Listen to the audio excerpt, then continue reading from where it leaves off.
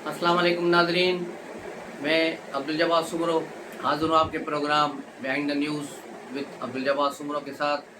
तो शुरू करते हैं आज का प्रोग्राम। जैसा कि आप जानते हैं, निगरां वज़ीर आज़म के तकर्री के लिए पिछले 2 दिनों से भाग दौड़ जारी है। मुख्तलिफ नाम सामने आ रहे हैं और जा रहे हैं, लेकिन आज जो चीज़ फ़ायदा एक तक़वियत दे रही है वो नाम है हफीज़ शेख का, जो नाम इस्टेब्लिशमेंट की तरफ से आ रहा है और कामरान खान उसे बार बार अपने ट्वीट में भी दोहरा रहे हैं। तो इसका मतलब है कि ये नाम अहम नाम है। और उसके मुकाबले में नवाज़ शरीफ और आसिफ अली ज़रदारी ने जो है एक साबिक सेक्रेटरी खारजा जलील अब्बास जिलानी का नाम दिया है। उसके अलावा पीपल्स पार्टी ने दूसरा नाम साबिक चीफ जस्टिस तसद्दुक़ हुसैन जिलानी का नाम दिया है कि इनको वज़ीर आज़म बनाया जाए। लेकिन वाकफ़ान हाल बता रहे हैं कि होगा वही जो पियामन भाई, दुल्हन वही जो पियामन भाई, यानी बात वही होगी। इस्टेब्लिशमेंट का ही बंदा जो है मुत्तफ़िका तौर पर वज़ीर आज़म के तौर पर नाम उसका सामने आएगा। यही वजह है कि आप देख रहे हैं कि कल से आपने टीवी पर सुना होगा कि राजा रियाज के पास टाइम नहीं है वज़ीर आज़म से मिलने का, आज मिलेंगे कल मिलेंगे। वो क्यों नहीं मिल रहे? वो इसीलिए नहीं मिल रहे कि हुकूमत और इस्टेब्लिशमेंट के दरमियान डेडलॉक आ गया है वज़ीर आज़म के नाम पर, शदीद इख्तलाफ है। लेकिन अब हुकूमत के हाथ में कुछ भी नहीं है, इनको वही नाम तस्लीम करना पड़ेगा जो अपोजिशन लीडर देगा। और अगर ये नहीं मानेंगे तो 3 दिन का ये टाइम है, ये 3 दिन का ये टाइम गुजर जाएगा। उसके बाद बात चली जाएगी इलेक्शन कमीशन के पास और फिर इलेक्शन कमीशन वहाँ से हफीज़ शेख का नोटिफिकेशन निकाल देगी। तो बात घूम फिर कर वहीं आ रही है कि हफीज़ शेख ही अगले वज़ीर आज़म में। अब इस्टेब्लिशमेंट की क्या मजबूरी है? हफीज़ शेख पीपल्स पार्टी के दौर में, मुशर्रफ के दौर में और इमरान खान के दौर में वज़ीर ख़जाना रहे हैं, लेकिन उनकी कारकर्दगी पाकिस्तान के मफाद के बजाय IMF और वर्ल्ड बैंक के मफाद में रही है। और इस वक्त भी बकौल शफकत इमरान शफकत के ये एक Indian company, silk route company Indian company है, उसका ये मुलाजिम है। तो अब इसका जो है क्या इंटरेस्ट होगा पाकिस्तान में, और ये काम करेगा वर्ल्ड बैंक IMF की तरफ से, और अमेरिकी शहरी है, काम कर रहा है भारत की कंपनी में और वज़ीर आज़म बन रहा है पाकिस्तान में। तो आप समझ सकते हैं कि किसकी क्या मजबूरियां हैं, कि क्यों इसको लगाया जा रहा है। इसके नाम पर बहुत सारे, अगर फिनेंस का ही कोई आदमी लगाना था तो फिर हिसाब डार में क्या खराबी थी जिसने पिछले 8-10 महीने में पाकिस्तान को संभाला, या मुफ्ता इस्माइल था, या कोई और भी बहुत सारे नाम हैं, हफीज़ पाशा है, दूसरे नाम है, तो उनको लगा देते। लेकिन इसको लगाना मकसूद है। और ये बात अब मियाँ मोहम्मद नवाज शरीफ और आसिफ अली ज़रदारी भी समझ गए हैं कि अब गेम उनके हाथ से निकल चुकी है। अब गेम इस्टेब्लिशमेंट के हाथ में है। और ये मैं 1 महीना पहले भी मैंने कहा था कि ये जो सूरत हाल चल रही है और जो हाथी को इन्होंने हिंदुस्तान दिखा दिया है, तो अब ये हाथी जो कमरे में घुस गया है मुश्किल से निकलेगा। और अगली निगरां हुकूमत आने के बाद कोई नहीं कह सकता कि इंतखाबात 2024 में भी होंगे या नहीं होंगे। आपका याद होगा जनरल ज़िया 90 दिन में इंतखाबात कराने के वादे पर आया था और फिर 11 साल हमारे सिरों पर मुसलत रहा। भला हो उस आदमी का जिसने उसके जहाज़ में आमों की पेटी रखी और इसको उड़ा दिया, नहीं तो ये अभी तक हमारे सर पर नाच रहा होता। तो ये सूरत हाल है सारी हुकूमत की। कौमी असम्बली के लिए डिज़ाल्व करने के लिए आज एडवाइस चली जाएगी। जिस तरह वज़ीर आज़म ने आज मसरूफ़ दिन गुजारा है, कौमी असम्बली का आखिरी इजलास भी चल रहा था, जिसमें बहुत सी जो है तकारीर हुई, अच्छी तकारीर हुई हैं आखिरी इजलास से। और सेनेट और कौमी असम्बली ने पेमरा का एक बिल भी जारी कर दिया है, जिस पर हामिद मीर और मोहम्मद मालिक समेत बहुत से सीनियर सहाफ़ियों को एतराज़ है, लेकिन बहुत से सहाफ़ी तंजीमों ने उसकी हिमायत की है। तो इससे अंदाज़ा लग रहा है कि ये एक अच्छी चीज़ है सहाफ़ियों के लिए, उनके तहफ़्फ़ुज़ के लिए।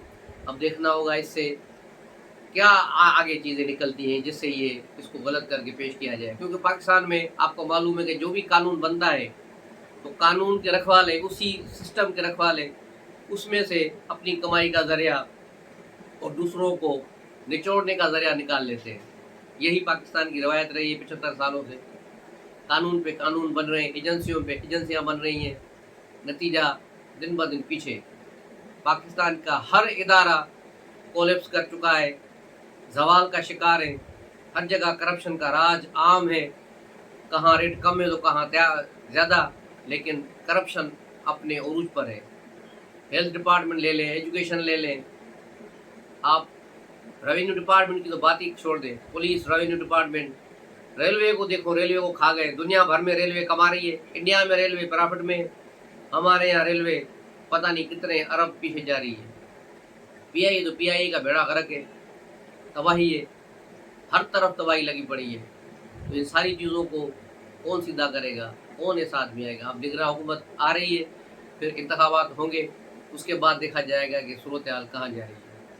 आते हैं अब दूसरी तरफ, इस्लामाबाद हाई कोर्ट में इमरान खान की ज़मानत की पिटीशन उस पर समाअत हुई, जिस पर काफ़ी बहस मुबाहस हुआ, जिसके बाद जो पीटीआई के वकीलों की फरमाइश थी कि आज ही इस मुकदमे में इमरान खान को बेल दी जाए, वो पूरी नहीं हुई।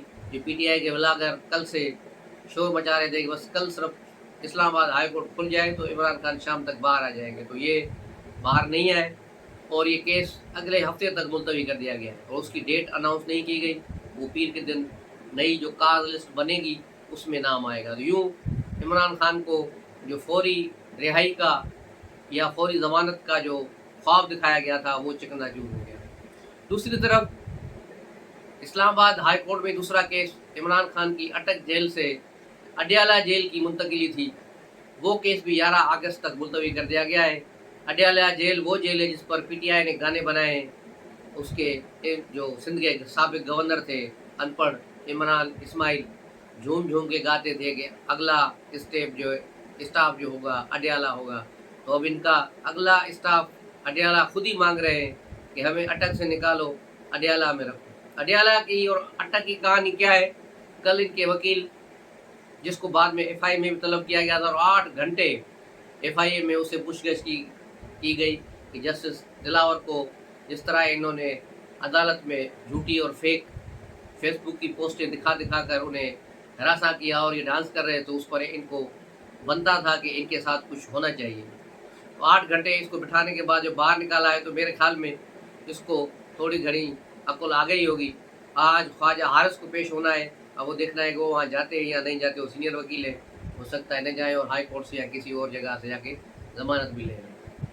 तो इमरान खान की फौरी रिहाई की जिनकी आरजू थी या खुशी थी कि वो हो जाए, वो नहीं हो पाई।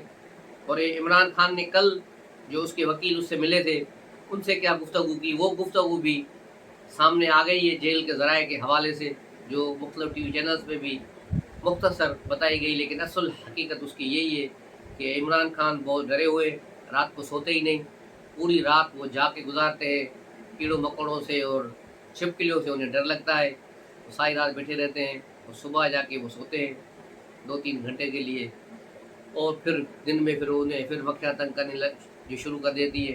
और लाइट का मसला तो बहरान तो है, जब लोड शेडिंग होती है तो पंखा बंद हो जाता है, पंखा बंद होता है तो वाटर पानी भी नहीं आता, तो बाथरूम में भी पानी नहीं आता। तो ये इसकी परेशानियाँ हैं, वहाँ परेशानियाँ हैं। ये तो जेलों में आम रूटीन की बातें हैं, लेकिन इमरान खान के लिए नई है कि उन्होंने 72 साल ज़िंदगी में ऐसे हालात कभी देखे ही नहीं।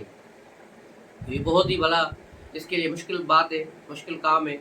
लेकिन ऐसे मुश्किल वक्त में भी आपने नहीं देखा होगा कि पिंकी पीरनी ने कहीं किसी अदालत में दरख्वास्त दी हो कि मुझे अपने शौहर से मिलने दिया जाए। वो क्यों नहीं इमरान खान से मिलने आ रही? वो खुद कहीं छुप गई हैं। चलो वो छुपी हुई हैं, उनकी बहनें तो ज़मानत पर हैं।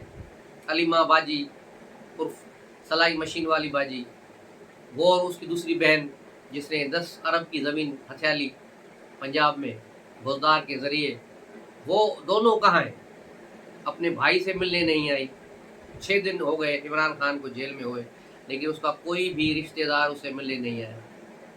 ये कितनी सितम ज़रीफ़ी है वक्त की। और ये सारी चीज़ें इमरान खान को कुदरत दिखा रही है कि इसका घमंड, तकब्बुर, हठधर्मी, झूठ, मुनाफिकत, ये सारी चीज़ें अब इसकी खुल के सामने आ रही हैं। न इसकी पार्टी इसके साथ है, न इसकी फैमिली इसके साथ है, اس کے ساتھ کوئی بھی نہیں ہے. اور ابھی تو دیکھیے، ابھی تو پکچر شروع ہوئی ہے، ابھی تو دیکھیے آگے آگے کیا ہوتا ہے. اور زمان پارک کی بھی ایک خبر آ جائی ہے. یہ لاہور سے کچھ صحافی دوستوں نے عمران شفقت، رضی دادا اور امداد سمرو اور گوہر بٹ کے پروگراموں میں بتائی گئی، اسی پر مختصر بات ہو گئی تھی. کچھ چیزیں معلوم تھی لیکن اس میں کلیئرٹی نہیں تھی. لیکن آج کے جو باتیں باہر آئی ہیں اس سے بالکل کلیئرٹی آ گئی ہے کہ جب عمران خان کو گرفتار کرنے کے لیے پولیس اندر گئی تو پہلی گیٹ تو انہوں نے پھلانگ کر وہاں سے کودے تھے، اور سیکنڈ گیٹ کو دروازہ توڑنے کے لیے پہلے اس کو لات ماری گئی. لات سے نہیں ٹوٹا تو ایک ڈی ایس پی ہے، انہوں نے اس کو ہتھوڑا مارا، ہتھوڑا مار کے وہ دروازہ توڑا تھا. اس کے بعد ایک شیشے کی دیوار تھی جو بلٹ پروف دیوار ہے، اس کو بھی انہوں نے توڑنا شروع کیا. تو پنکی پرنی بھاگتی آئی اور کہا کہ اس کو نہ توڑو، آ جائے میں دروازہ کھول دی. اور پھر اس نے دروازہ کھولا عمران خان کے کمرے کا. وہ اندر گئے لیکن عمران خان باتھ روم میں چھپ گئے کہ میں نہا رہا ہوں. نہانے کے بہانے وہ باتھ روم میں چلے گئے اور 10-15 منٹ تک وہ باہر ہی نہیں نکل رہے تھے.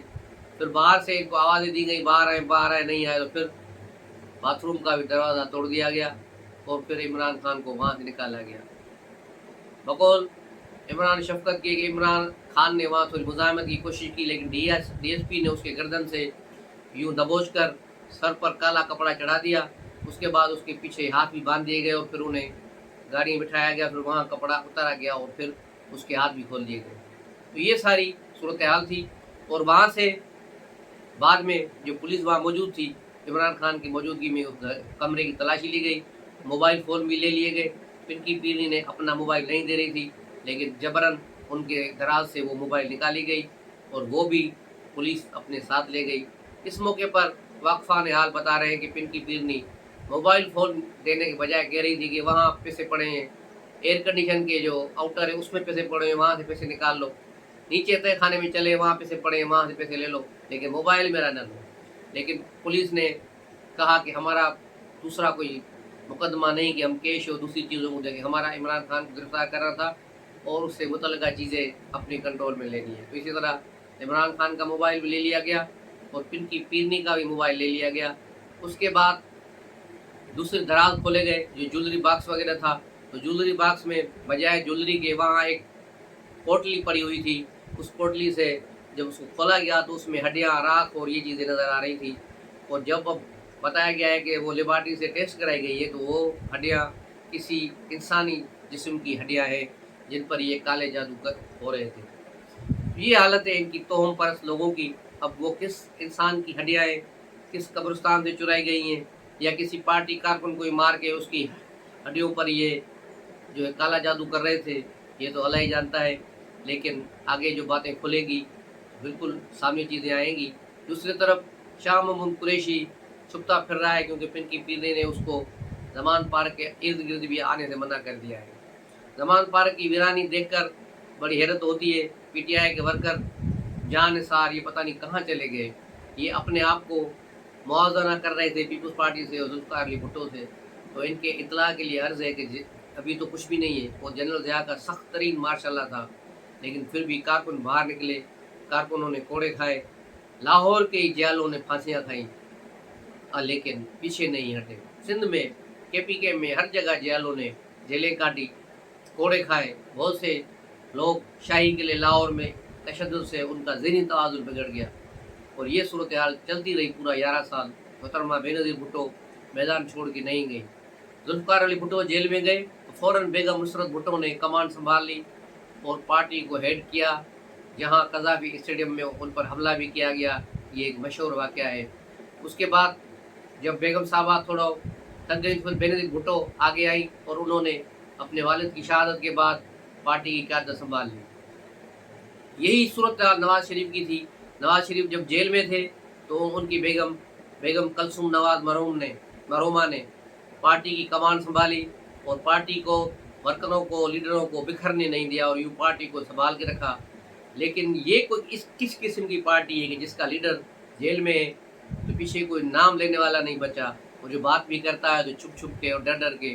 ہاں پارٹی کی حمایت ضرور ہوگی، عمران خان پارٹی کی حمایت نہیں، عمران خان کی ذاتی حمایت، ذاتی مقبولیت میں کوئی کمی نہیں ہے، اس میں کوئی شک نہیں. لیکن وہ لوگ وہ ہیں جو انتخابی پرچی پر تو ووٹ دے سکتے ہیں لیکن باہر نکل کر لڑنے مارنے کا کام نہیں کر سکتے. یہ کام عمران خان نے کیا اور بڑے بھونڈے انداز میں 9 تاریخ کو کیا، اور اپنے طالبان کے دوستوں کے ساتھ مل کر انہوں نے جو جے ایس کیو اور کمانڈر ہاؤس لاہور پر اور دیگر فوجی تنصیبات پر شب خون مارا، اس کا ہی کیا دھرا ہے کہ آج وہ اس بڑی مصیبت میں گھرا ہوا ہے. کچھ نادان دوستوں نے اسے اس بد گلی میں ڈال دیا ہے، بلکہ میں تو کہوں گا اندھے کنویں میں پھینک دیا ہے، جہاں سے عمران خان کا نکلنا ناممکن ہے. اگلے 5 سال تک تو کہیں نظر نہیں آ رہا، اور ظاہر ہے عمر بھی ان کی زیادہ ہے، 73 سال ہے، اور 5 سال اور ملا لیں 78 سال. 78 سال کے بعد یہ کیا سیاسی رنگ لائیں گے، یا باہر نکل کر لوگوں کو کیا نئی چیزیں دکھائیں گے. تو اس کا عمران خان کا یوں سمجھو پی ٹی آئی کا کریا کرم ہو چکا ہے، اس کا خاتمہ ہو چکا ہے، اور اب یہ کسی قسم کی سیاست کرنے جوگا نہیں رہے گا. جس طرح محمد خان جونیجو تھا، محمد خان جونیجو اوجڑی کیمپ کے دھماکوں تک وزیر اعظم تھے، لیکن جیسے ہی وزرات عظمیٰ سے گئے، مسلم لیگ نواز شریف کے پاس چلی گئی، سارے لوگوں نے بغاوت کر دی، اور محمد خان جونیجو اکیلا راول پنڈی سے تیز گام ٹرین میں بیٹھ کر سانگڑ کے لیے روانہ ہو گئے. اس کے بعد پھر محمد خان جونیجو کو کسی نے نہیں دیکھا. یہی صورتحال عمران خان کی ہے، یہی صورتحال عمران خان کی بنے گی. اس کے حامی، اس کے حمایتی موجود ہیں، اس میں کوئی شک نہیں. فین فالوئنگ عمران خان کی جتنی ہے وہ اس وقت میرے خیال میں کسی پاکستانی دوسرے سیاسی لیڈر کی نہیں ہے، لیکن اس کی اپنی نالائکیاں، اس کی اپنی بیوقوفیاں اس ساری پاپولرٹی کو مٹی پھیر کے چلی گئی ہیں. اس کے علاوہ یوتھیے لنڈن میں جسٹ دلاور، ہمایوں دلاور کے پیچھے پڑے ہوئے، وہ جہاں جاتے ہیں وہاں ٹولنگ کرنا، بدماشی، بدتمیزی، یہ جو پی ٹی آئی کا کلچر ہے ایک فاشسٹ جماعت کا، وہی کر رہے ہیں. ان لوگوں کو شرم آنی چاہیے کہ اپنے ملک کا نام کس طرح یہ بدنام کر رہے ہیں. ان کو کوئی غیرت حیا ہے ہی نہیں ہے. ایک لڑکا جو وہاں بڑے بالوں سے گھومتا پھر رہا ہے، یہ اور اس کی ماں پہلے بھی گرفتار ہو چکے ہیں وہاں پر، ان کو وارننگ بھی دی گئی، لیکن پھر یہ وہی حرکتیں کر رہے ہیں. یہ وہی ہیں جو نواز شریف کے گھر کے باہر دیہڑی پر کام کرتے ہیں، اور گالم گروج کرنا اور نعرے لگانا. لیکن اب دیکھنا ہے کہ برطانیہ میں ان پر کیا قانون لاگو ہوتے ہیں، کیونکہ وہاں آزادی کچھ زیادہ ہے، ان چیزوں کو روکا نہیں جاتا. تو ملتے ہیں اگلے ولاگ میں، تب تک کے لیے اجازت دیجیے. السلام علیکم.